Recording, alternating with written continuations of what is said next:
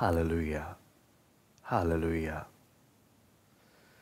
स्वर्गीय पिता प्रभु जी, हम नम्रता के साथ प्रभु आपके चरणों में आते हैं। प्रभु आपका वचन सीखने के लिए जा रहे हैं। प्रभु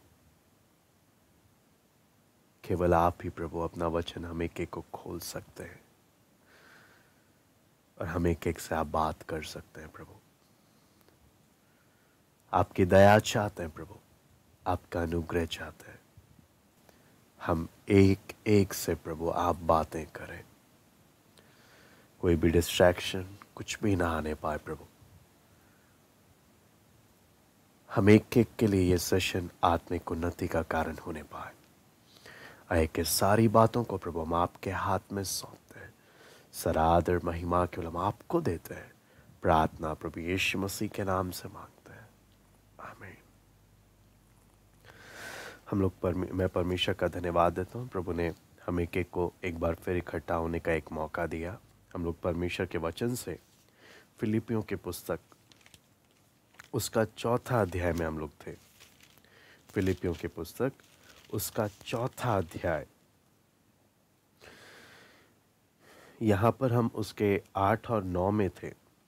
तो मैं दोबारा से उसी को पढ़ना चाहूँगा। फिलिपियों की पुस्तक 4था अध्याय उसका 8 और 9।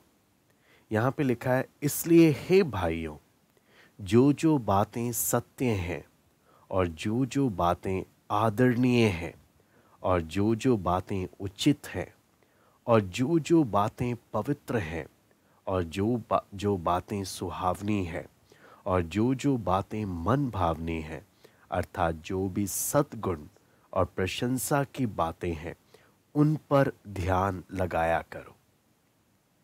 यहाँ पर हम जब परमेश्वर के वचन में जब हम सीखते हैं, हम जब पढ़ते हैं, तो 8वें आयत में हमें बताया है हमारी सोच किस प्रकार से होनी है, या हमने अपने दिमाग को किस साइड में फोकस करना है। अगर इस बात को समझने के लिए हम एक एक इस बात को समझें कि अगर आप मान लीजिए कोई गार्डन है या कोई खेत है, अगर आप उसमें कुछ काम नहीं करेंगे, आप उसकी देखभाल नहीं करेंगे, तो होगा क्या, जंगली पौधे भी वहाँ पर उगाएंगे और जंगली जानवर हर कोई आकर उसको बुरी तरह उजाड़ देगा। उसी प्रकार हमारा दिमाग भी है। अगर आप और मैं अपने जीवन के प्रति, अपने मन में आने वाले विचारों के प्रति, अगर हम लोग अपने दिमाग को फोकस एक जगह नहीं करेंगे, अगर दिमाग में हम डिसिप्लिन नहीं डालेंगे कि मुझे किस और ध्यान देना है, तो हमारा दिमाग भी क्या हो जाएगा, जंगली पौधों से या जंगली बातों से हमारा दिमाग भर जाएगा और जंगली जानवर या अंधकार के शैतान के सब काम हमारे जीवन में, हमारे मन के विचारों में शैतान ये सब काम करेगा। इसलिए जैसे हम एक खेत को या एक गार्डन को, एक खेत को हम जो जितना ध्यान रखते हैं उसी वो कंटिन्यूस होता है, उसी प्रकार हमें अपने मन को भी, अपने मन में आने वाले विचारों के प्रति भी हमने उतना ध्यान देना है, उतना उसका रखवाली करना है। अगर हम लोग ऐसी फ्री छोड़ देंगे तो हम फिर किसी को दोष नहीं दे सकते। इसलिए हमने उस बात का ध्यान देना है। इसलिए यहाँ पे लिस्ट दिया है, जो जो बातें सत्य हैं, जो जो बातें आदरणीय हैं, जो जो बातें उचित हैं। तो फिलिपियों 4था अध्याय में जब हम देखते हैं, शांति आने के लिए 3 बातें ज़रूरी है। सही प्रकार की प्रार्थना, सही प्रकार का सोच और तीसरा बात है सही प्रकार का जीवन बिताना। 3 बातें इसमें शामिल हैं। परमेश्वर की शांति के लिए मेरे जीवन में 3 बातें। सबसे पहला, सही प्रकार की प्रार्थना। दूसरा, सही प्रकार का मेरे दिमाग में सोच विचार, उस पे एक डिसिप्लिन डालना। फिर तीसरा बात है, सही प्रकार का मेरा जीवन मैंने जीना है, जिसके लिए हम परमेश्वर के वचन में उसका 9वां आयत पढ़ते हैं, फिलिपियों 4 का 9। यहाँ पे लिखा है, जो बातें तुमने मुझसे सीखी और ग्रहण करी और सुनी और मुझ में देखी, उन्हीं का पालन किया करो, तब परमेश्वर जो शांति का सोता है तुम्हारे साथ रहेगा। 9वां आयत को मैं दोबारा से पढ़ना चाहता हूं। जो बातें तुमने मुझसे सीखी और ग्रहण की और सुनी और मुझ में देखी, उन्हीं का पालन किया करो, तब परमेश्वर जो शांति का सोता है तुम्हारे साथ रहेगा। तो यहां पर जब हम लोग परमेश्वर के वचन में जब हम देखते हैं, पौलुस फिलिपियों की कलीसिया को जो बता रहा है बात, वहां पे हम क्या बात देखते हैं कि पौलुस उनको बोलता है कि जो बातें तुमने मुझसे सीखी हैं, है ना। पौलुस ने कलीसिया को पर्सनली, व्यक्तिगत रूप से ये सारी बातें सिखाई, बहुत सुसमाचार और ये सारी बातें सिखाई हैं। इसलिए क्या बोलता है, जो बातें तुमने मुझसे सीखी हैं, है ना, पर्सनली पौलुस ने उनको व्यक्तिगत रूप से सिखाया।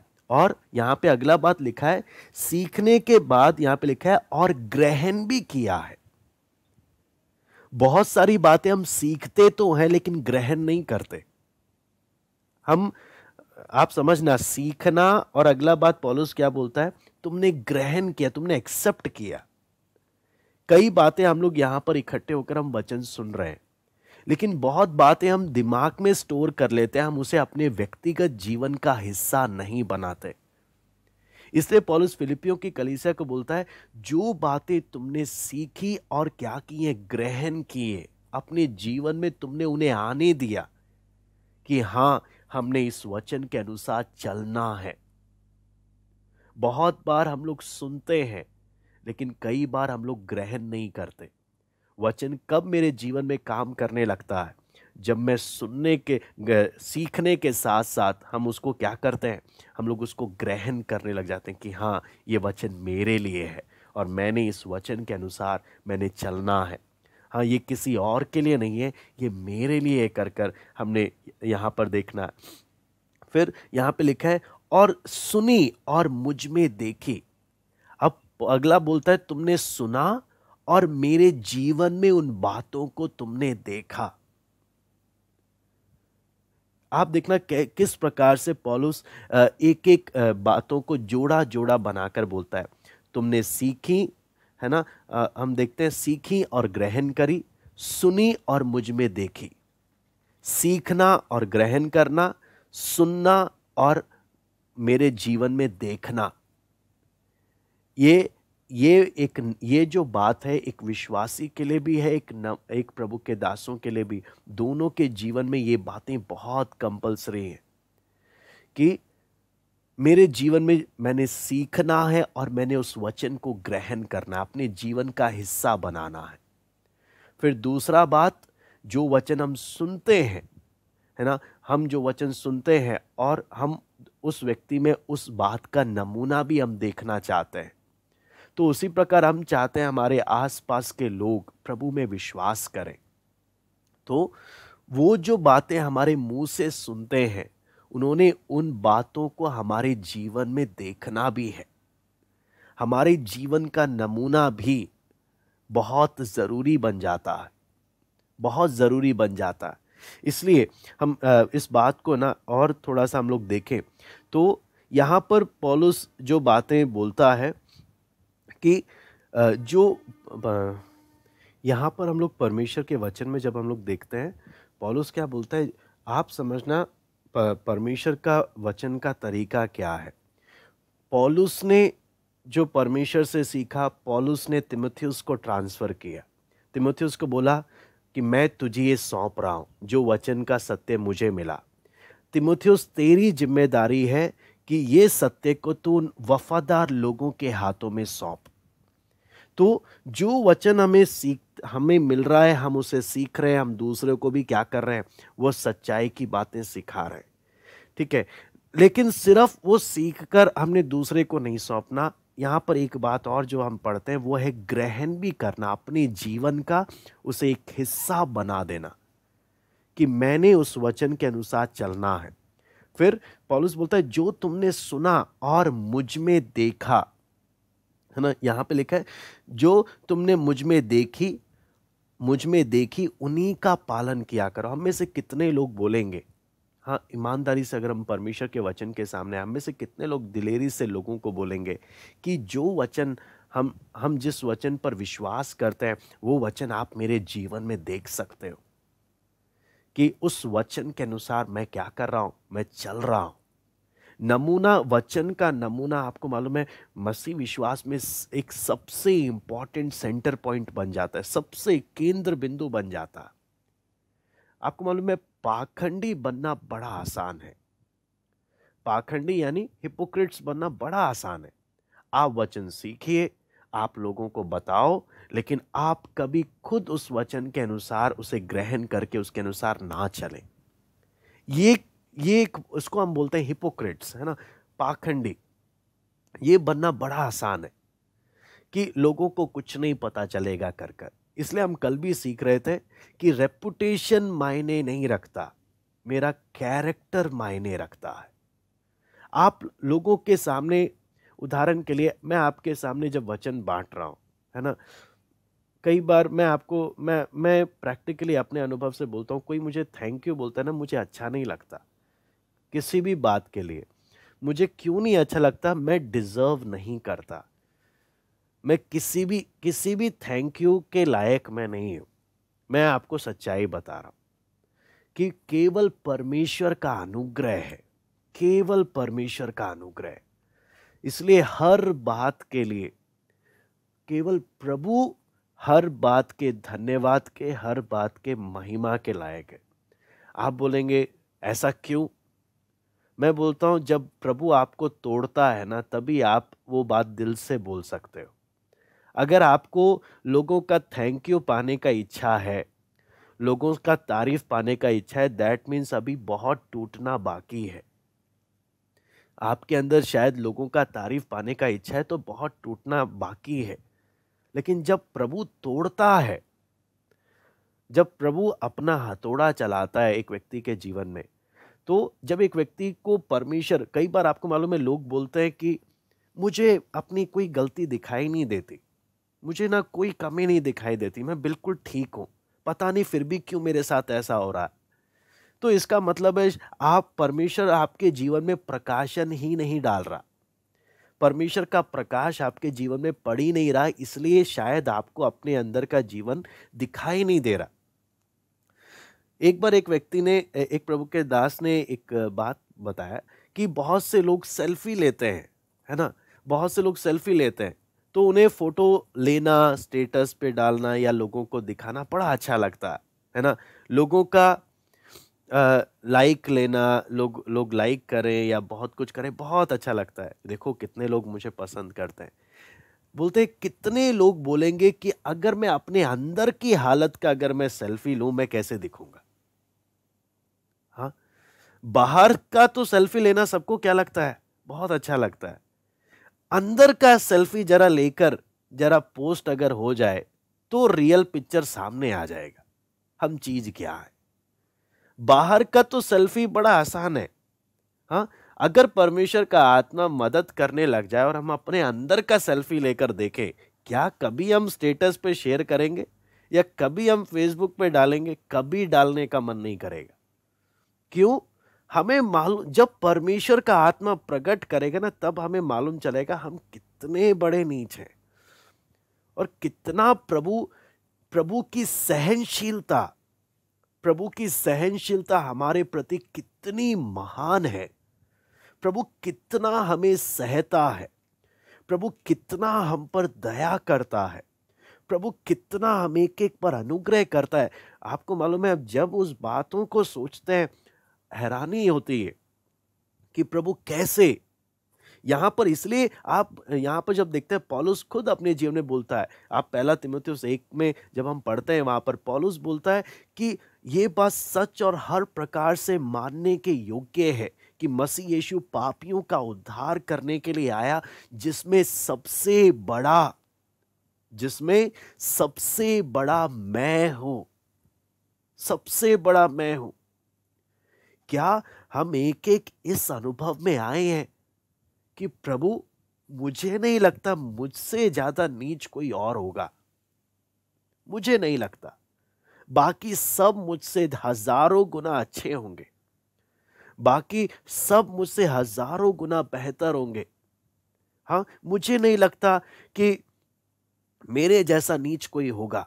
लेकिन पौलुस आगे बोलता है कितना परमेश्वर ने मुझ पर अपना अनुग्रह और सहनशीलता दिखाया, कितना अनुग्रह और सहनशीलता परमेश्वर ने मेरे जीवन में मुझे दिखाया। वो बात पौलुस बोलते हुए दिखा रहा है, इसलिए मैं प्रभु के लिए पूर्ण समर्पित हूं, पूर्ण समर्पित। आपको मालूम है, इसलिए यहां पे जो बात आती है ना, पौलुस जब बोलता है जो जो बातें तुमने मुझ में देखी हैं उन्हीं का पालन किया करो। यानी मैं वचन सिर्फ ऐसे ही नहीं बोल रहा हूं, मैं इस वचन के अनुसार चल रहा हूं और मेरे चाल चलन को देखकर, मेरे जीवन के नमूने को देखकर तुम उसका पालन करो, तुम उसका पालन करो। मेरे जीवन को देखकर, मेरे जीवन के नमूने को देखकर।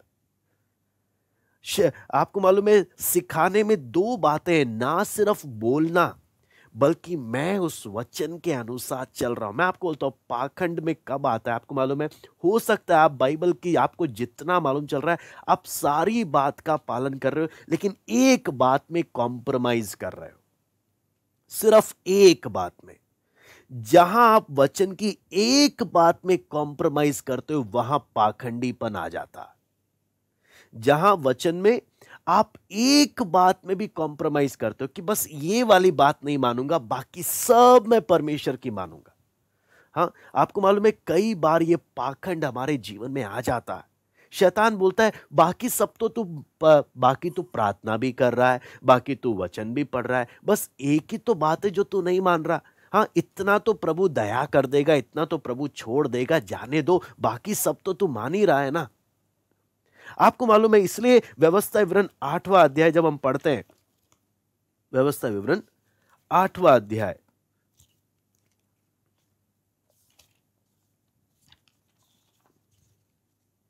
उसका दूसरा आयत में जब हम पढ़ते हैं, लिखा है स्मरण रख कि तेरा परमेश्वर यहोवा उन 40 वर्षों में तुझे सारे जंगल के मार्ग में इसलिए ले आया कि वो तुझे नम्र बनाए, तेरी परीक्षा कर कर ये जान ले कि तेरे मन में क्या क्या है और कि तू उसकी आज्ञाओं का पालन करेगा या नहीं।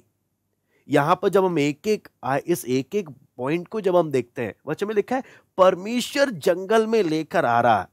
हाँ, क्या करने के लिए? नम्र बनाने के लिए। फिर परमेश्वर मेरे जीवन में हर प्रकार से परीक्षाओं को आने देता है, हर प्रकार से। शैतान क्या बोलते हैं, शैतान भी अपना पूरा ताकत लगा रहा है। हाँ, शैतान ने कितने क्या बोलते हैं लैंड माइन्स बिछा रखे हैं मुझे परीक्षा में गिराने के लिए। हाँ, फिर मेरा खुद का बिगड़ा हुआ स्वभाव मेरे साथ है जो मुझे बर्बाद करने के ताक में बैठा हुआ है। फिर बाहर के चारों तरफ की परिस्थितियां, बाहर का माहौल अगर मुझे खराब मिल जाए तो चारों तरफ से जब एक प्रेशर है, मुझे हर प्रकार से मुझे परीक्षा में गिराने का जब प्रेशर आ रहा, उस समय इन सबके द्वारा परमेश्वर दिखाता है मेरे मन में क्या क्या है, मेरे अंदर की। जब आपको मालूम है, ये जब प्रेशर वगैरह जब नहीं होता, जब बीच में ब्रेक मिलता है ना, हमारे अंदर घमंड चढ़ जाता है। अब तो मैं पवित्र बन गया, अब तो मैं अच्छा बन गया, हाँ, अब तो मुझ में कोई गलती नहीं है, मैं बिल्कुल सिद्ध हो गया हूँ, बिल्कुल ठीक हूँ। अब मुझे अपनी थोड़ी ना, अब मुझे दूसरे की गलतियां दिखाई देगी। दूसरा क्या कर रहा है, वो क्या कर रहा है, उसकी गलती देखो, उसकी गलती देखो। लेकिन जब प्रेशर आता है दोबारा, तब परमेश्वर क्या बोलता है, देख तेरे अंदर और भी क्या क्या बातें।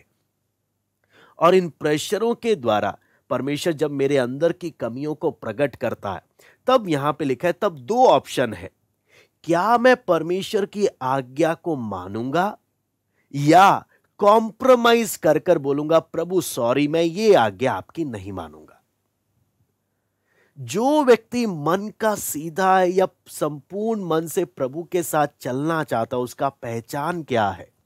जब भी प्रभु उसके अंदर की एक एक बातों को प्रकट करता है और परमेश्वर देखता है, उस समय परमेश्वर देखता है अपने वचन के द्वारा, क्या ये मेरी आज्ञा को मानेगा या नहीं मानेगा।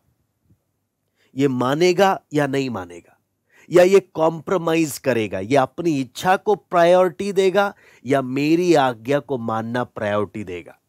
चाहे इसको अपनी इच्छा के विरुद्ध जाकर भी, दुख सहकर भी मेरी आज्ञा को मानना पड़े, क्या ये मानेगा या अपनी मर्जी चलाएगा? परमेश्वर बोलता है मैं उस समय देखता हूं ये करता क्या है, मैं देखता हूं। और हमारा डिसीजन बहुत मायने रखता है। उस समय हम जो भी फैसला लेते हैं बहुत मायने रखता है। इसलिए यहां पर जब हम लोग परमेश्वर के वचन में जब हम देखते हैं तो पौलुस जब बोलता है कि जो बातें तुमने मुझ में देखी उन्हीं का पालन किया करो। क्या हम अगर अपने परिवार में, अपने घर में या कहीं पर भी हम जहां जाते हैं, जिन लोगों के साथ संगति करते हैं, क्या वो लोग परमेश्वर के वचन को ना सिर्फ मेरी बातों में, क्या वो मेरे जीवन में मुझे देख रहे हैं? क्या वो मेरे जीवन में देख रहे हैं कि नहीं देख रहे? वो एक सबसे बड़ा बात है। मैं आपको बोलता हूं, पर मैं आपको बताता हूं, यहां पर मैं ये नहीं बोलूंगा बाकी प्रभु के दास, बाकी वो गलत, ये गलत, वो नहीं। मैं अपना आपको अनुभव लेकर मैं बता रहा हूं। हाँ, वचन बताना ना, आपको मालूम है, अगर कहीं से आपने कुछ पढ़ लिया, कहीं से सीख लिया और आपने बता दिया, ये बड़ा आसान है। हाँ, मैंने अपने जीवन में अनुभव किया, ये कमियां मैंने अपने जीवन में देखा कि जब आप सिर्फ पढ़कर ही दूसरे को बताते हो, जब आप उसे अपने जीवन में अप्लाई नहीं करते, जब आप खुद उस वचन के अनुसार जब नहीं चलते, लोगों को सिर्फ ज्ञान मिलता है, परमेश्वर का आत्मा उनके अंदर जाके स्पर्श नहीं करता। लेकिन जब आप खुद उस वचन के अनुसार चलते हो, आप अनुभव करते हो मेरे अंदर से सामर्थ जा रहा है। मैं दोबारा से बोलता हूं, जब आप खुद उस वचन के अनुसार चलते हैं, आप अनुभव करते हैं कि मेरे अंदर से परमेश्वर का सामर्थ दूसरों के जीवन को जाकर स्पर्श कर रहा है। लेकिन अगर आप और मैं जब वचन के अनुसार चलते नहीं हैं, सिर्फ सुन लेते हैं, लोगों को सिर्फ ज्ञान मिलता है। और ज्ञान क्या, एक दिन लोग आपको तारीफ करके बोलेंगे बड़ा अच्छा बताया, हाँ, लेकिन दूसरे दिन कुछ नहीं होने वाला। लेकिन जब आप उस वचन की सामर्थ्य में, आप खुद उस वचन को अपने जीवन में लागू करते हैं और फिर जब आप बोलते हैं, आप चलते हैं, आपको मालूम है, आप खुद अनुभव करेंगे। जैसे यीशु मसीह ने बोला, किसने मुझे छुआ? यीशु ने जब एक स्त्री भीड़ के बीच में आकर यीशु के कपड़े को छुआ, तो यीशु ने तुरंत पीछे मुड़कर बोला, किसने मुझे छुआ है? क्यों? मुझ में से सामर्थ निकली है। उसी प्रकार जो परमेश्वर के वचन को 100% जो उसको मालूम चल रहा है, उसको मानने के लिए समर्पित रहता है, प्रभु की आज्ञा मानने के लिए समर्पित रहता है, वो अनुभव करता है मैं परमेश्वर की सामर्थ्य में चल रहा हूं। और जब कोई भी व्यक्ति विश्वास के साथ परमेश्वर के पास आता है और उसके संपर्क में आता है, वो अनुभव करता है मेरे अंदर से सामर्थ उसके जीवन में जा रहा है, मेरे अंदर से सामर्थ निकल रहा है। मैं आपको बोलता हूं, बातें नहीं, ये सिर्फ सामर्थ सिर्फ यीशु मसीह के समय में नहीं, आज भी वही सामर्थ एक व्यक्ति अपने जीवन में अनुभव कर सकता है, एक व्यक्ति अपने जीवन में अनुभव कर सकता है। इसलिए पौलुस साफ साफ बोलता है, जो बातें तुमने मुझ में देखी, ना सिर्फ मेरे मुंह से सुनी, ना सिर्फ तुमने सीखी, बल्कि जो जो बातें तुमने मुझ में देखी। मैं आपको बोलता हूं, कितने बार, कितनी जीवन में कितनी बातों के द्वारा प्रभु ने इस बात को सिखाया। हम वचन में पढ़ते हैं, यीशु मसीह बोलता है मुझसे हटकर तुम कुछ नहीं कर सकते। लेकिन कई बार क्या होता है, हम परमेश्वर का काम भी, है ना, परमेश्वर का काम भी हम क्या प्रभु के बिना करने का कोशिश करते हैं, और फिर प्रभु उसमें हमें विफलता देकर, पराजय देकर, वो सब देकर प्रभु क्या बोलता है, तू अपना कितना भी दिमाग लड़ा ले, तुझे कभी तू सफल नहीं होगा, क्योंकि मुझसे हटकर तू कुछ नहीं कर सकता, मुझसे हटकर तुम कुछ नहीं कर सकते। अगर हम चाहते हैं परमेश्वर का काम मेरे परिवार में हो, अगर हम चाहते हैं परमेश्वर का काम हमारे समाज में हो, हम चाहते हैं परमेश्वर का काम मैं जिस जिस व्यक्ति के पास जाऊं वहां पर हो, तो उसके लिए सबसे जरूरी है मैं प्रभु के संपर्क में रहूं। और मैं प्रभु के वचन के अनुसार, मैं बोलता हूं आप 0.1% भी वचन के साथ कॉम्प्रोमाइज करोगे, परमेश्वर का सामर्थ आपके जीवन में नहीं रहेगा। एक पाप काफी है, एक परमेश्वर की आज्ञा का उल्लंघन करना काफी है, आपका मन अंदर से मैला हो जाएगा। अंदर से मन मैला होने के कारण परमेश्वर का सामर्थ जिस तरीके से प्रकट होना चाहिए, जिस तरीके से काम करना चाहिए, नहीं कर पाएगा। शैतान बड़े आराम से जीत जाएगा। लेकिन जब हम 100% प्रभु, जितना मुझे मालूम चल रहा है, मैं एक एक बातों के लिए प्रभु उसके अनुसार चलने के लिए मैं समर्पण करता हूं।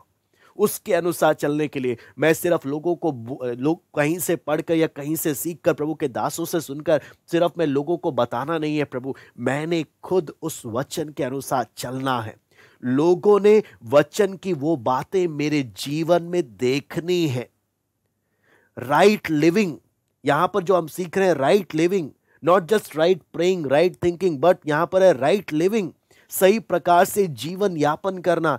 वो क्या है? लोगों ने मुझ में उस वचन के नमूने को देखना है। तभी परमेश्वर का शांति, तभी परमेश्वर का सामर्थ मेरे जीवन में रहेगा।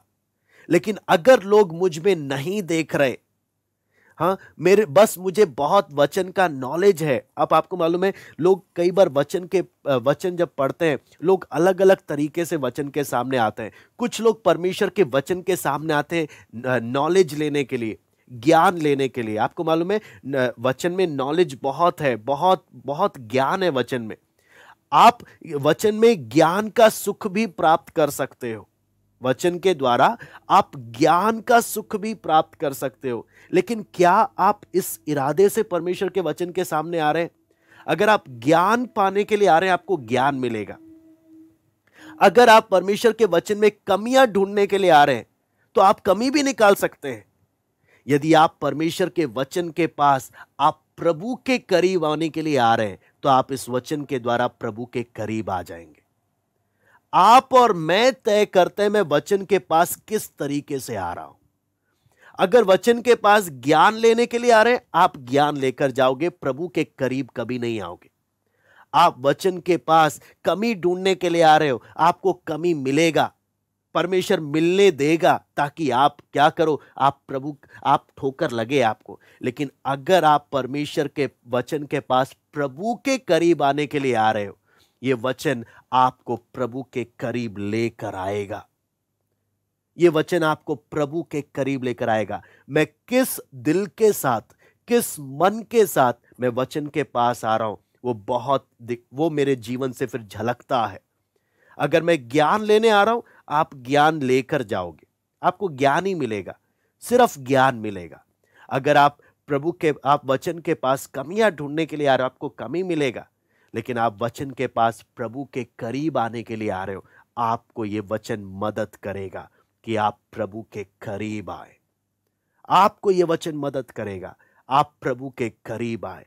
आप इस वचन के पास आ रहे ताकि प्रभु की आवाज सुने, तो प्रभु इस वचन के द्वारा, मैं आपको बोलता हूं, जब आप सोच भी नहीं रहे हो, तब भी परमेश्वर इस वचन के द्वारा आपसे बात करेगा। कॉन्शियसली, अनकॉन्शियसली परमेश्वर इस वचन के द्वारा आपसे बात करेगा। आप किस प्रकार से वचन के पास आ रहे हो, बहुत बहुत मायने रखता है। इसलिए हम जब हम फिलिपियों इस 4:9 में जब देखते हैं, पौलुस क्या बोलता है, जो बातें तुमने मुझ में देखी हैं। मुझ में देखी बोलने का मतलब क्या है? मैं तुम लोग को ऐसे ही नहीं बोल रहा हूं, मैं वो बातें तुम्हें नहीं बता रहा जिसके अनुसार मैं खुद नहीं चलता। मैं तुम्हें इसलिए बोल रहा हूं, तुम मेरे जीवन में देखो और फिर उसका पालन करो। अगर तुम्हें दिखता है ये बात मेरे जीवन में है। आपको मालूम है, अगर हम एक एक लोग परमेश्वर के वचन के अनुसार चलने के उस समर्पण में आ जाएंगे, मैं आपको बोलता हूं, परमेश्वर का सामर्थ हमारे परिवार में दिखेगा। परमेश्वर का वो उपस्थिति, परमेश्वर का आपको मालूम है अनुग्रह परिवार में दिखेगा। लेकिन अगर हम वचन के साथ 1% भी कॉम्प्रोमाइज कर लेंगे, आपको मालूम है 1% काफी है, सिर्फ 1% ही काफी है। जहां पर आपको मालूम है शैतान को मौका मिल जाता है, 1% भी काफी है। आप हो सकता है सब आप प्रार्थना में आ रहे हो, प्रार्थना के लिए समय निकाल रहे हो सकता है आप वचन पढ़ रहे हो, वचन सुनने के लिए समय निकाल रहे हो, लेकिन वचन की एक बात के लिए आप कॉम्प्रोमाइज कर रहे हो। आपको मालूम है जब हम मूसा का मिलाप वाला तंबू जब हम देखते हैं ना, वहां पर बार बार आप पढ़ेंगे एक बात लिखा है, जैसा परमेश्वर ने बोला वैसा ही मूसा ने किया। बार बार एक बात लिखा है, जैसा परमेश्वर ने बोला वैसा मूसा ने किया। और जब परमेश्वर के बोलने के अनुसार जब मिलाप वाला तंबू तब तैयार हुआ, परमेश्वर की महिमा उस तंबू में उतरी। जैसा वचन हम सीखते हैं, अगर वैसा ही उसके अनुसार अगर हम लोग चलेंगे, परमेश्वर का महिमा, परमेश्वर का सामर्थ हमारे जीवन में भी उतरेगा। और वो सामर्थ और महिमा हम अपने जीवन में अनुभव करेंगे। और हम जिन जिन लोगों के संपर्क में जाएंगे, एक एक अपने जीवन में उस बातों को अनुभव करेगा। इसे पौलुस दिलेरी से क्या बोलता है, जो बातें तुमने मुझ में देखी हैं उन्हीं का पालन किया करो, उन्हीं का पालन किया है। इसलिए मैं दोबारा से उस बात को बोलूंगा, अगर हम लोग बोलते हैं कि मुझे कमियां अपनी दिखाई नहीं देती, इसका मतलब है परमेश्वर का प्रकाशन आपके जीवन में नहीं पड़ रहा।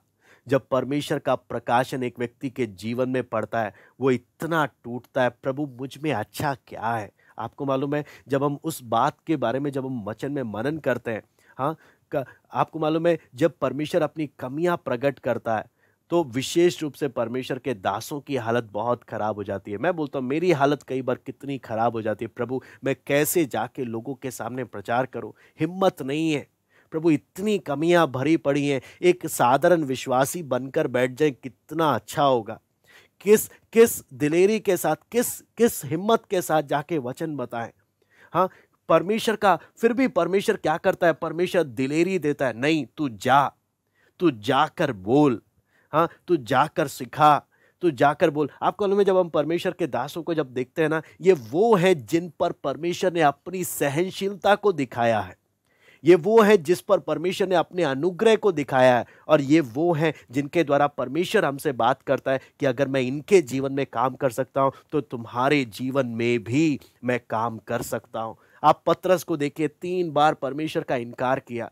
हाँ, एक इंसान के दृष्टिकोण से आप देखें, पतरस के अंदर बिल्कुल हिम्मत नहीं है कि प्रभु मैं कभी भी अब दिलेरी से जाकर किसी को भी क्या करूं, तेरे बारे में बताऊं। इतना अंदर से टूट गया, लेकिन फिर भी यीशु उसके पास आ रहा, नहीं पतरस, तू तू दुखी होकर मत बैठ, तूने मेरा गवाह बनना है, तूने मेरे बारे में लोगों को बताना है। पतरस इतना टूटा है, प्रभु मैंने 3 बार कसम खाकर आपका इनकार किया, एक बार नहीं प्रभु 3 बार मैंने तेरा इनकार किया। मैं क्या क्या शक्ल देखकर बोलूं लोगों को, मैं किस हिम्मत से जाऊं। परमेश्वर यीशु बार बार, आपको मालूम है, पतरस के पीछे आकर जाके बोलता है, तू मुझसे प्यार करता है, मैं तुझे बोलता हूं मेरे मेमनों को तू चरा।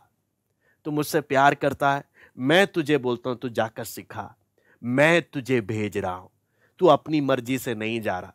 पौलुस को आप देखें, हाँ, पौलुस परमेश्वर का सेवा सोचते सोचते कितने मसीह लोगों को उसने मारा, कितना गलतियां उसके जीवन में हुआ।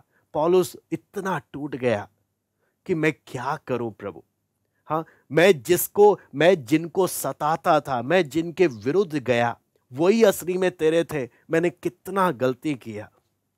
लेकिन वहां पर परमेश्वर क्या बोलता है, प्रभु बोलता है मैं तुझे भेज रहा हूं, मैं तुझे भेज रहा हूं, तू जा, अब तुम अपनी मर्जी से नहीं जा रहा, मैं तुझे भेज रहा हूं। आपको मालूम है, इसीलिए इसी इसी इससे हम क्या बात समझ सकते हैं। कई बार आप लोग को मालूम है, हम लोग प्रभु के दास लोगों के प्रति माइंड में पिक्चर क्या रखते हैं, ये तो बिल्कुल ही पवित्र है, हमारे जीवन में जो बातें आई ना वो कभी इनके जीवन में आ ही नहीं सकती है। ये तो बोलते हैं ना, सीधा स्वर्ग से ही उतरे महादूत है, ये कभी कोई गलती कर ही नहीं सकते। हाँ, हम ही इंसान है, हमसे ही बहुत गलती होता है। नहीं, आप अगर उनके जीवन को देखेंगे, परमेश्वर उन्हें किस किस मोड़ से लेकर गया, किस किस अनुभवों से लेकर गया, ताकि वो परमेश्वर के लोगों को समझ सके और उनको जब वो गिरे उनको उठा सके और उनकी मदद कर सके।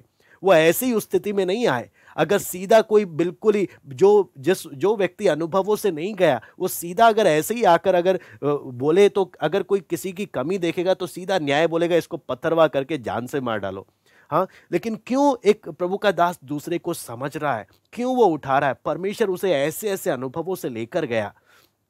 कि वो परमेश्वर के अनुग्रह को समझ रहा है, परमेश्वर की सहनशीलता को समझ रहा है, इसलिए वो दूसरे को हिम्मत क्या दिखता है, तू हिम्मत ना हार, परमेश्वर तुझे उठाएगा, परमेश्वर तुझे उठा खड़ा करेगा। क्यों? मैं जानता हूं परमेश्वर का अनुग्रह कितना बड़ा है, परमेश्वर का सहनशीलता कितना बड़ा है, मैं अनुभव के साथ जानता हूं। वही बात यहां पर भी हम लोग परमेश्वर के वचन में देखते हैं कि अगर मुझे लगता है, मुझे मेरे में कई लोग बोलते हैं मुझे ना बस एक दो गलती अपने जीवन में दिखाई देता है, बस बाकी तो मैं बिल्कुल ठीक हूं। तो लोग फिर सोच के हैरानी होते, प्रभु तू दया करना, भी एक दो है, थोड़ा दो चार और प्रकट कर दे। हाँ, क्योंकि आपको मालूम है परमेश्वर एक बार में जब प्रकट नहीं करता ना, तो हम लोग को क्या लगने लग जाता है, हम लोग संत हो गए, हम लोग पवित्र हो गए, मैं तो बस ठीक हूं, ज्यादा कुछ नहीं है। लेकिन जब परमेश्वर जब प्रकट करता है अलग अलग परिस्थितियों के द्वारा, तब हमें उस बात का एहसास होने लगता है कि नहीं, मैं अपनी ताकत से नहीं, ये अगर मेरे अंदर मैं कुछ भी हूं, वो परमेश्वर का अनुग्रह, सिर्फ और सिर्फ परमेश्वर का अनुग्रह। फिर आपको मालूम है तारीफ पाने का इच्छा बिल्कुल नहीं रहता, किसी से एक शब्द तारीफ पाने का इच्छा नहीं रहता। क्यों? मैं लायक नहीं हूं। केवल परमेश्वर आदर और महिमा के योग्य है, केवल परमेश्वर हर बात के धन्यवाद के योग्य है, हम नहीं है। वो मन अंदर से टूट जाता है, आपको मालूम है, उसमें फिर नाटक नहीं रहता, वो अंदर से मन उतना टूट जाता है कि नहीं, मैं किसी भी चीज के लायक नहीं हूं। वो परमेश्वर का दया है, परमेश्वर का अनुग्रह है। वही बात हम लोग परमेश्वर के वचन में यहां पर सीख रहे हैं कि परमेश्वर का अगर हम लोग वो सामर्थ को अपने जीवन में अनुभव करेंगे, तो हम लोग यहाँ पर कुछ शब्द हैं जो परमेश्वर का दास यहाँ पर बताता है। आप अगर जब देखते हैं, सबसे पहला यहाँ पे जो लिखा हुआ है 9वीं आयत में, इसमें लिखा है परमेश्वर जो शांति का सोता है। परमेश्वर जो शांति का सोता है, अंग्रेजी में जब देखते हैं, he is the God of peace. आपको मालूम है सुरक्षित जीवन के लिए, एक सही प्रकार का जीवन जीने के लिए बहुत जरूरी है हम इन एक एक बातों को, पौलुस अपनी पत्रियों में परमेश्वर को एक एक नाम से प्रकट कर रहा है। ये शांति का परमेश्वर है ना, परमेश्वर जो शांति का सोता है। ये शांति बोलने वक्त यहूदी लोगों के लिए सिर्फ समस्याएं दूर होना शांति नहीं है। हम लोग कई बार शांति क्या समझते हैं, समस्या खत्म तो अब सब शांति, अब अच्छा है। लेकिन यहां पर जब हम शांति के बारे में पढ़ते हैं, तो वो क्या है, एक व्यक्ति के लिए सबसे उच्चतम स्तर, सबसे ऊंचा पोजीशन परमेश्वर की नजरों में। शांति बोलने का मतलब है परमेश्वर के साथ की मित्रता। शांति बोलने के, जब पौलुस जब इस बात को प्रकट कर रहा है, शांति बोलने का परमेश्वर के साथ का एक दोस्ती, ये क्या है, जो परमेश्वर के साथ एक सही संबंध के द्वारा आता है। सही संबंध, आपको मालूम है परमेश्वर के अनुग्रह के द्वारा ही हम परमेश्वर के साथ सही संबंध में आ सकते हैं, परमेश्वर के अनुग्रह के द्वारा। और जब हम परमेश्वर के अनुग्रह के द्वारा परमेश्वर के साथ जब सही संबंध में आते हैं, वही परमेश्वर की दया हमें लोगों के साथ भी एक अच्छे संबंध में आने के लिए मदद करता है। वो संबंध जो परमेश्वर की नजर में सही है, और इसी के द्वारा हम परमेश्वर के साथ और लोगों के साथ संगति करते हैं। इसलिए यहां पे जब लिखा है ना, परमेश्वर जो शांति का सोता है, शांति का सोता बोलने का मतलब क्या है, ये जीवन का उच्चतम स्तर। यहूदी लोगों की भाषा में सिर्फ समस्याएं दूर होना काफी नहीं है, मसीह जीवन में उच्चतम स्तर है परमेश्वर के साथ की मित्रता। और यहां पर ना सिर्फ इतना, पौलुस के मैं कुछ बातों को बताना चाहूंगा। रोमी 15 का 13 हम लोग पढ़ेंगे। रोमी 15 का 13,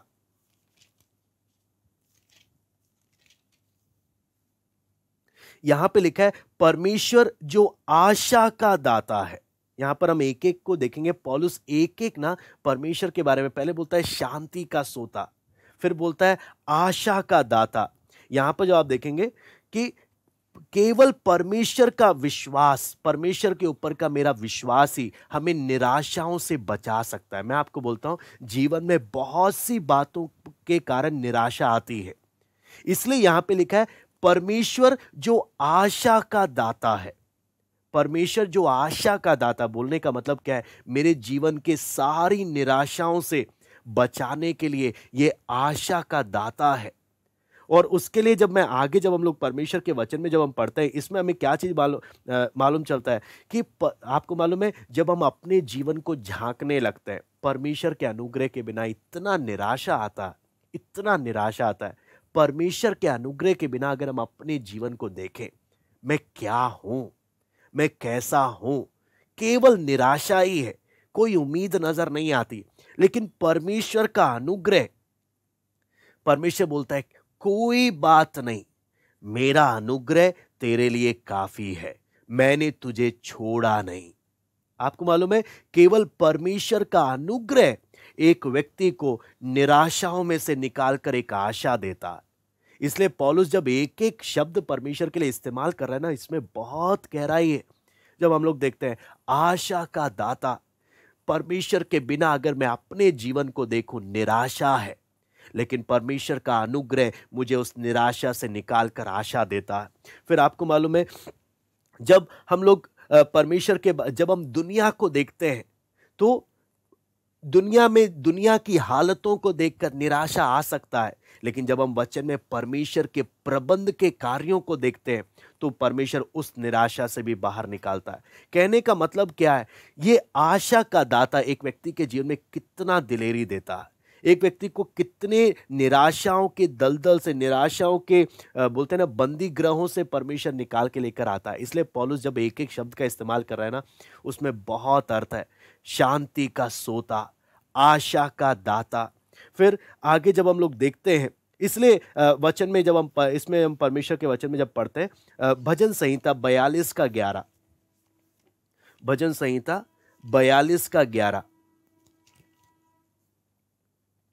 यहां पे हम पढ़ते हैं, हे मेरे प्राण तू क्यों गिरा जाता है, तू अंदर ही अंदर क्यों व्याकुल है, परमेश्वर पर भरोसा रख, क्योंकि वह मेरे मुख की चमक और मेरा परमेश्वर है, मैं फिर उसका धन्यवाद करूंगा। मैं दोबारा से पढ़ता हूं, हे मेरे प्राण तू क्यों गिरा जाता है, तू अंदर ही अंदर क्यों व्याकुल है, परमेश्वर पर भरोसा रख, क्योंकि वह मेरे मुख की चमक और मेरा परमेश्वर है, मैं फिर उसका धन्यवाद करूंगा।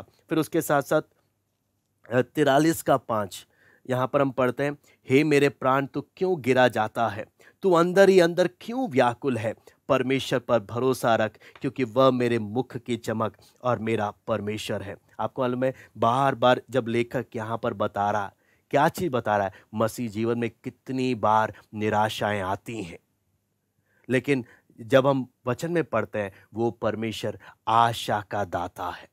परमेश्वर का अनुग्रह हमें उस निराशाओं से निकालता है, परमेश्वर का अनुग्रह हमें उस निराशा से निकालता है। ये आपको मालूम है, एक बहुत बड़ी शांति और एक तसल्ली का काम है। इसलिए आपको मालूम है, एक विश्वासी की आशा इनडिस्ट्रक्टेबल है, कभी नाश नहीं हो सकता, अविनाशी है एक विश्वासी का आशा। क्यों? इसका आशा किस पर है? अनंतकालीन परमेश्वर पर है, जो बदलता नहीं है। फिर आगे जब हम परमेश्वर के वचन में जब हम पढ़ते हैं, 2 कुरिन्ती 1 का 3 भी मैं पढ़ना चाहूंगा। 2 कुरिन्ती 1 का 3,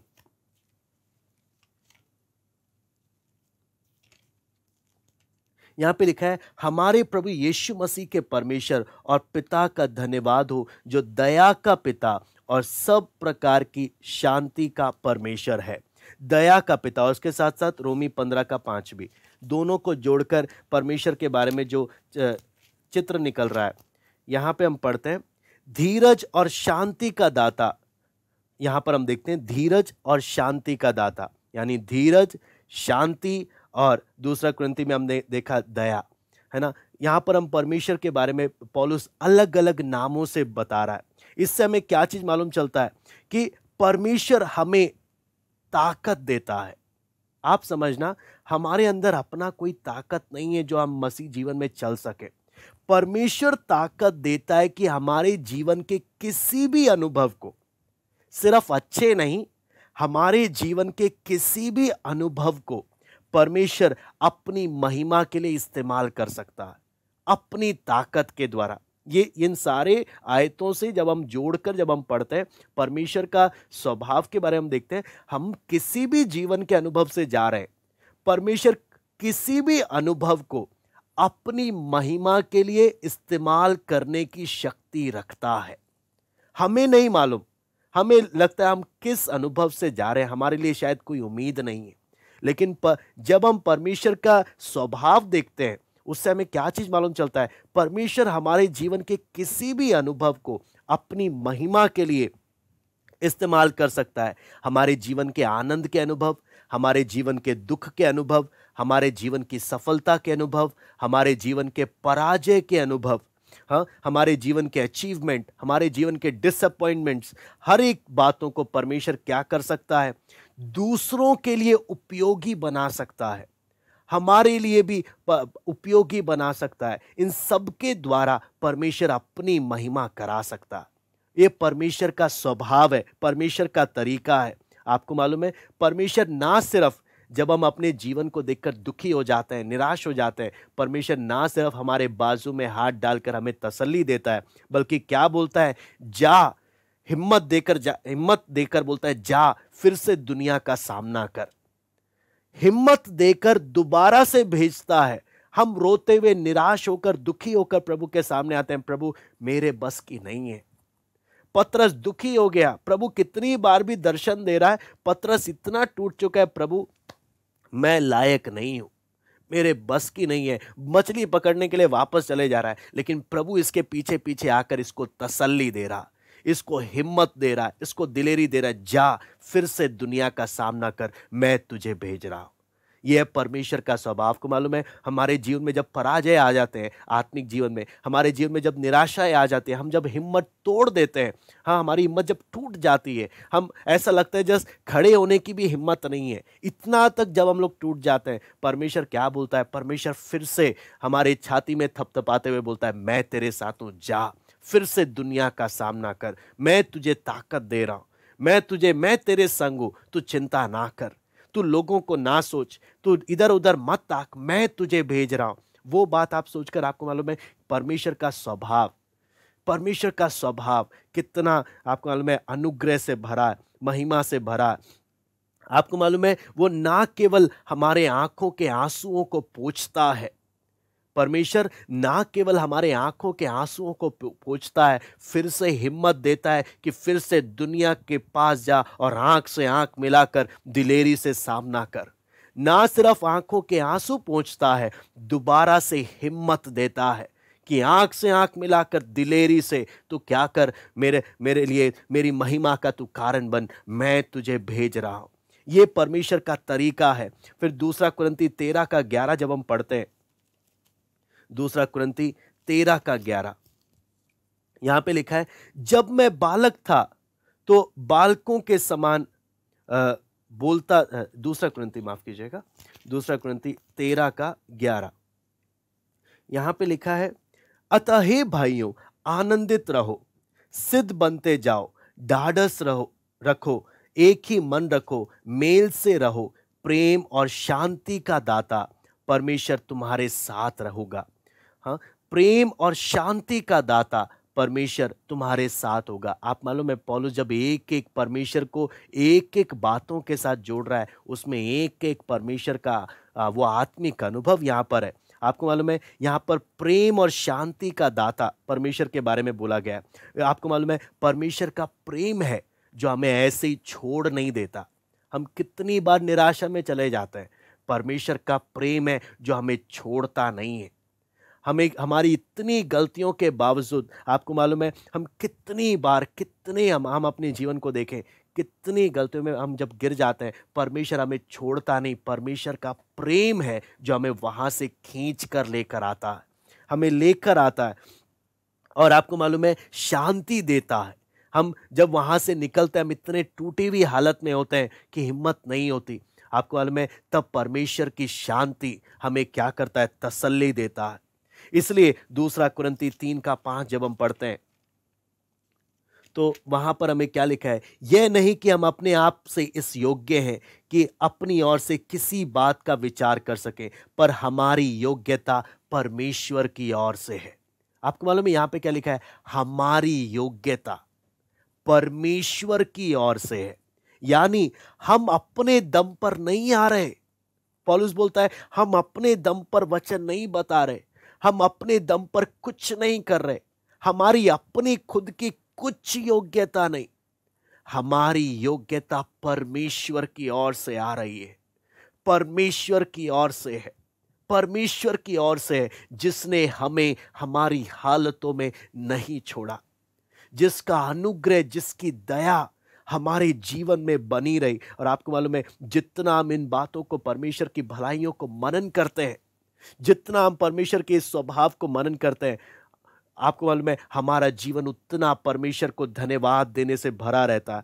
मैं एक और आयत में पढ़ना चाहूंगा, दूसरा पतरस 2:9। परमेश्वर का आदत हमें यहां पर देखने को मिलता है।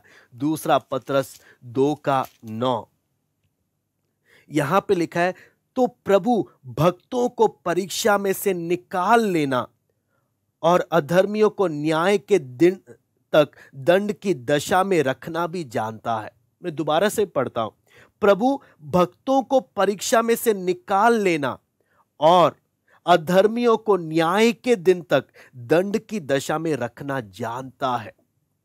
यहां पर क्या लिखा है, जब परमेश्वर के लोग जब पाप में गिरते हैं, परीक्षाओं में गिरते हैं, वचन में लिखा है परमेश्वर अपने लोगों को उन परीक्षाओं से निकालना जानता है और परमेश्वर निकालता है। हम कितने भी हम जीवन में हमारे कमी घटी आता है, वचन बोलता है परमेश्वर अपने भक्तों को, अपने लोगों को उन बातों से जहां पर वो गिर जाते हैं, परमेश्वर निकालता है। लेकिन वहां पर देखें, अधर्मियों को न्याय के दिन तक उसी दशा में रहने देता। आप सोचना, कितनी ही बातों से परमेश्वर ने हमें निकाला, कितनी बातों से। आप अगर अब्राहम का आप देखें, हाँ, अब्राहम अपनी गलती, अपने समझदारी का, अपनी मूर्खता के कारण मिस्र में गया, गलती कर कर बैठ गया। आपको मालूम है परमेश्वर ने फिरौन को पकड़ा कि अब्राहम की पत्नी ये सारा छोड़, इसको जाने दे। ऐसे ही आप अगर देखें अबीमेलेक के समय, अब्राहम एक ही बार गलती नहीं किया, कितनी बार गलती किया। परमेश्वर ने इंटरफेयर कर कर अब्राहम को उन मुसीबतों से, उन गलतियों के जालों से परमेश्वर ने निकाला, परमेश्वर ने दया किया। आपको मालूम है जब हम अपने जीवन को भी देखते हैं, कितनी बार हम अपनी मूर्खता कर कर, अपनी गलतियों में, अपने मूर्खता के कारण हम कितने गलत फैसलों में जाकर हम फंस जाते हैं और ऐसी हालत में आ जाते हैं कि हम खुद निकल नहीं सकते। तब परमेश्वर, जो प्रेम करने वाला परमेश्वर और शांति का दाता है, ये परमेश्वर हमारे उन जालों में जहां हम फंसे होते हैं इंटरफेयर करता है, अपना हस्तक्षेप डालकर हमें वहां से निकालता है, छुड़ाकर। आपको मालूम है कितना परमेश्वर का दया, कितना परमेश्वर का प्रेम है, कितना परमेश्वर का अनुग्रह हम एक एक के जीवन में जब होता है। ये सब बातों को जब हम मनन करते हैं, हमारे सोच से बाहर है। हे प्रभु तो कितना हमसे प्यार करता है, कितना हम पर दया दिखाता है। क्योंकि अगर प्रभु ने हमें हमारी हालतों में छोड़ दिया होता, हम कब के नाश हो गए होते, हम कब के बर्बाद हो गए होते। लेकिन कितनी बार जब हम अपने बातों में, जालों में जब फंस जाते हैं, परमेश्वर अपने भक्तों को उन परीक्षाओं से निकालता है, अपने भक्तों को, अपने लोगों को उन परीक्षाओं से निकालता है। ये परमेश्वर का काम। मैं आप बोलता हूं, जितना हम सोचे हमारे आंखों में केवल आंसू रहेंगे, प्रभु तू कितना हम पर दया करता है। कितनी बार लोग बोलते हैं मैं इस परीक्षा से निकल नहीं सकता, मैं उस परीक्षा से निकल नहीं सकता, मैं इस हालत से निकल नहीं सकता। यीशु बोलता है जो विश्वास करता है उसके लिए सब कुछ संभव है। अगर तू मुझ पर विश्वास कर, मैं तेरे जीवन के हर जाल से जिसमें तू फंसा हुआ है, अगर तू मुझे पुकारेगा, मैं तुझे वहां से निकालूंगा, मैं तुझे निकालूंगा। लिखा है अपने भक्तों को वो निकालता है। जब उसको दिखता है उसके भक्त उसको पुकार रहे हैं, जब उसको दिखता है उसके भक्त फंसे हुए निकल नहीं सकते, वो खुद इंटरफेयर कर कर उन्हें निकालता है। यह परमेश्वर का महान दया, परमेश्वर का महान अनुग्रह। इसलिए जब हम परमेश्वर के वचन को देखते हैं, जब हम परमेश्वर के वचन को देखते हैं, हमें यही बात मालूम चलती है परमेश्वर कितना इसलिए फिलिपियों चौथा अध्याय क्या है? पूरा परमेश्वर की शांति के लिए समर्पित है। और फिलिपियों चौथा अध्याय से हमने एक झलक देखा, पौलुस जब एक एक परमेश्वर का नाम उसके नाम के साथ एक एक जो बातें जोड़ रहा है, उसके पीछे कितना आत्मिक बातें जो हमारे जीवन से जुड़ी हैं, कितना परमेश्वर उन बातों को हमें प्रकट, परमेश्वर का आत्मा हमें प्रकट कर कर देखता है। आपको मालूम है, फिलिपियों चौथा अध्याय और याकूब चौथा अध्याय दोनों में बहुत एक फर्क है। याकूब चौथा अध्याय क्या है? फिलिपियो चौथा अध्याय क्या है? सही प्रकार का प्रार्थना। फिलिपियो चौथा अध्याय क्या है? सही प्रकार का सोच, सही प्रकार का जीवन बिताना। मेरे जीवन को देखो और फिर उसका पालन करो। देखो मुझ में कि मैं उस वचन के अनुसार चल रहा हूं कि नहीं चल रहा। वहीं आप याकूब चौथा अध्याय आप देखेंगे तो याकूब क्या बोलता है? तुम प्रार्थना करते हो लेकिन मिलता नहीं, गलत प्रकार की प्रार्थना। फिर याकूब बोलता है तुम्हारे जीवन में झगड़े होते रहते हैं। हाँ हाँ, क्योंकि फिर पौलुस याकूब बोलता है तुम्हारे मन में गलत मंशाएं हैं। हाँ, गलत प्रकार की प्रार्थना, गलत प्रकार की मंशाएं। फिर क्या बोलते हैं? तुम गलत प्रकार से जीवन बिताते हो, तुम में झगड़ा होता है। इसलिए याकूब क्या बोलता है? क्या तुम नहीं जानते कि संसार से प्रेम रखना या संसार से मित्रता रखना परमेश्वर से बैर रखना? आपको मालूम है, हमारा जीवन या तो याकूब 4 है या तो फिलिपियों 4 है, और फैसला हमने करना है हमने कौन सा जीवन चाहिए, याकूब 4 का या फिलिपियों 4 का। बहुत से लोग याकूब चौथे अध्याय में फंसे पड़े हैं, लेकिन फिलिपियों 4 में हम देखते हैं कि कितना आजादी है, कितना आजादी है। क्या अब इसलिए तय हमने करना कि हमने इन दोनों में से कौन से अध्याय का जीवन जीना है। परमेश्वर ने दोनों बातें खोलकर दे दी और हमसे बात करता है कि हमने तय करना है हमें कौन सा जीवन चाहिए। आइए हम प्रार्थना करते हैं। Hallelujah, hallelujah. स्वर्गीय पिता प्रभु जी, हम आपको धन्यवाद देते हैं प्रभु, जब आपका वचन हम मनन करते हैं प्रभु, जब आप हमें सीखने को देते हैं प्रभु। कितनी गहराई है प्रभु एक एक बातों में, और प्रभु कितना आप स्पष्ट रीति से हमसे बात करते हैं। प्रभु दया करें कि हम पूरे मन से 100% प्रभु आपके वचन के अनुसार हम चलें, ना सिर्फ बोले प्रभु, 1% भी कॉम्प्रोमाइज नहीं, 1% भी अपनी इच्छा को आपके वचन से ज्यादा महत्व नहीं। प्रभु केवल आपकी इच्छा, केवल आपका वचन प्रभु, इस वचन के अनुसार जीवन बिताने के लिए प्रभु, एक अच्छा मसीह का कैरेक्टर प्रभु हम एक एक के जीवन में बनने के लिए प्रभु हम एक एक को मदद कर। लोगों का आदर पाने की इच्छा हमारे जीवन में ना हो। रेपुटेशन के पीछे दुनिया भागती है प्रभु, हम तेरे लोग इन बातों के पीछे ना जाएं प्रभु। एक अच्छा कैरेक्टर प्रभु, एक अच्छा मसीह का स्वभाव हम एक एक के जीवन के द्वारा दुनिया देखने पाए प्रभु। दुनिया ने हमें नहीं प्रभु, दुनिया ने तुझे हम में देखना है प्रभु। दया कर प्रभु, हम एक एक से बात कर प्रभु। धन्यवाद देते आज की संगति के लिए प्रभु। आए के सारी बातों को हम आपके हाथ में सौंपते हैं। प्रार्थना प्रभु यीशु मसीह के नाम से मांगते हैं, आमीन। सबको जय मसीह की। प्रभु आप सबको आशीष दे।